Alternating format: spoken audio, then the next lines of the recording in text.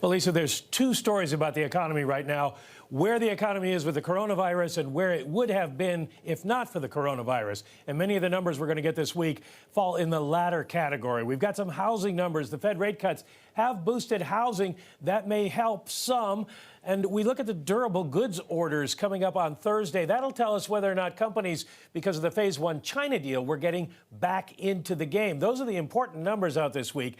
But we're all going to be talking about the coronavirus. In China, they are talking about sterilizing cash injections. No, I don't mean offsetting them. I mean actually spraying stuff on the bills to sterilize them as they pass around. That's where we are right now.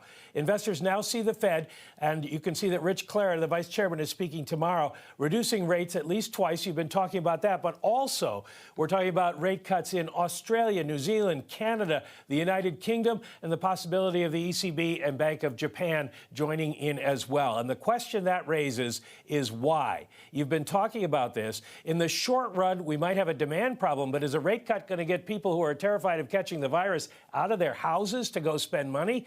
And medium to long term, this is a supply shock, and the Fed can't do anything about a supply shock. Central banks are set up to deal with demand shocks. You can see what's happened there. We are below zero on the real Fed funds rate. That is not helping growth anywhere else, like Europe, Italy.